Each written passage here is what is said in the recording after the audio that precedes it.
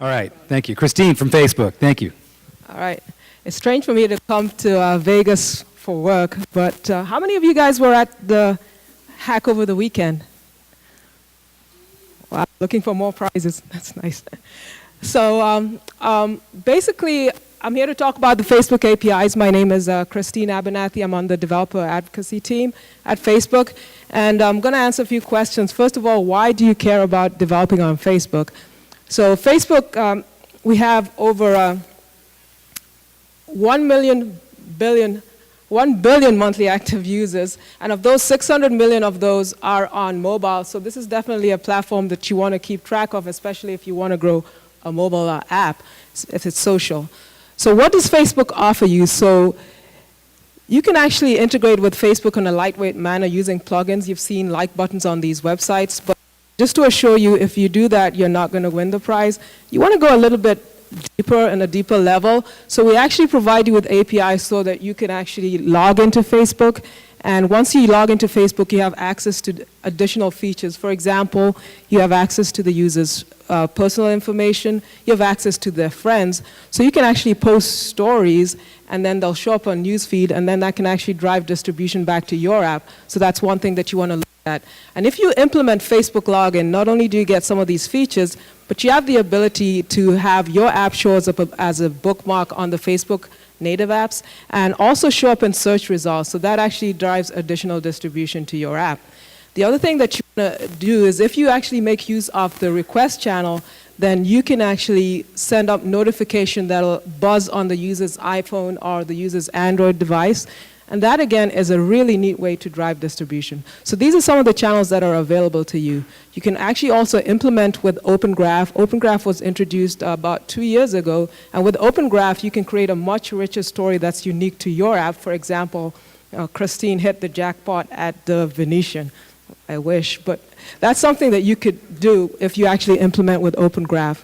So these are some of the things that you can do. Now, how would you actually implement these?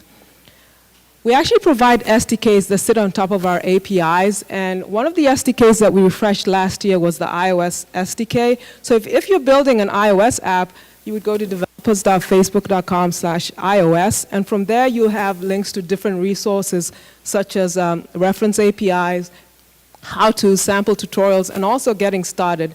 And the iOS SDK gives you all these APIs that make it very easy for you to add Facebook login. Literally with just a few lines of code, you can drop a login button. We've also added some of native UI controls, making it easy for you to build socially aware apps. For example, we give you a friend picker or a place picker. You don't have to do a lot of lines of code, and you can get that right in there.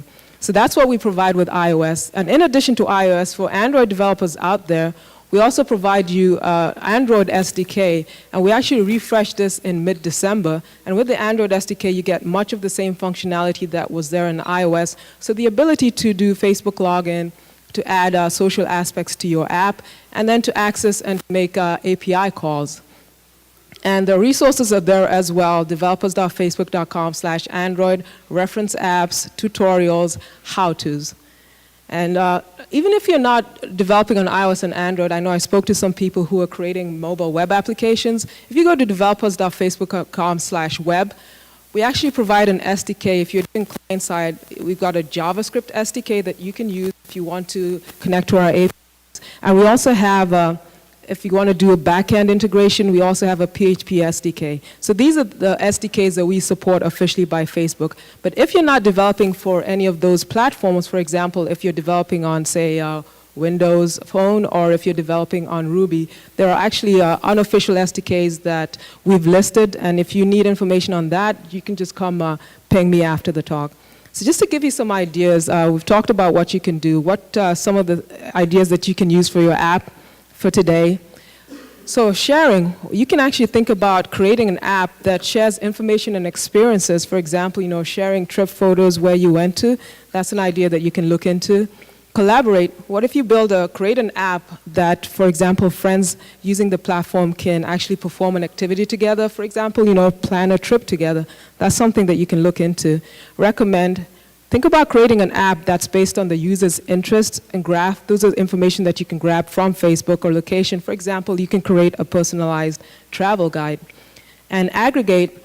You can think about creating an app that collects social graph information and puts it in a visually appealing way. For example, what are the different places that I traveled? So these are some of the ideas that you can think about. And I know that was talked about before, but you can actually, the prizes that we're giving up, to be eligible for a prize, we're looking for the best use of Facebook APIs. And the first prize is $500 ad credit along with an iPod Touch. The second prize is $500 ad credit and an iPad mini. And for the first prize, we're giving away $1,000 in Facebook ad credit along with an iPhone unlocked. So I can't wait to see what you guys are going to build. I'm in the back of the room if you have any questions. Thank you for your time.